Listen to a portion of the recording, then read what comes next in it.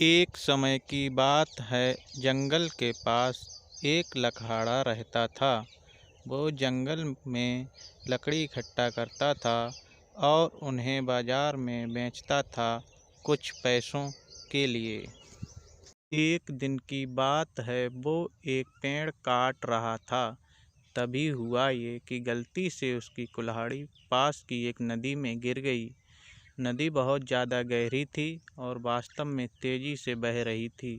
उसने बहुत प्रयत्न किया अपनी कुल्हाड़ी को खोजने की, लेकिन उसे वो वहाँ नहीं मिली।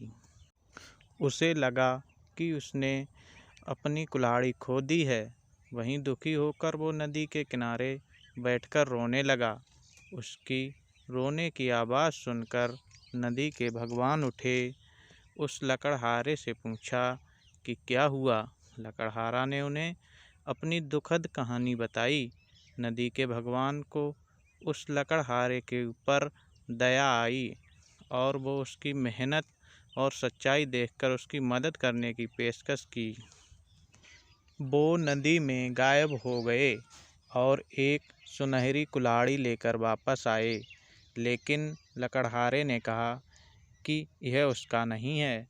वो फिर से गायब हो गए और अब की बार उन्होंने चांदी की कुल्हाड़ी लेकर वापस आए, लेकिन इस बार भी लकड़हारे ने कहा कि ये कुल्हाड़ी उसका भी नहीं।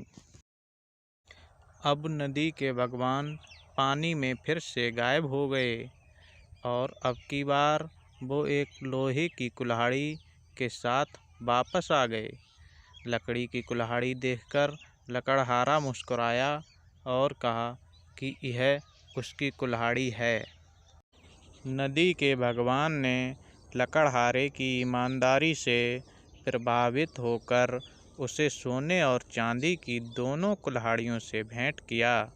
सीख: इस कहानी से हमें यह सीख मिलती है कि ईमानदारी सर्वोत्तम नीति है। दोस्तों, अगर कहानी अच्छी लगी हो तो लाइक और सब्सक्राइब करें। मिलते हैं एक अगली और कहानी में। धन्यवाद।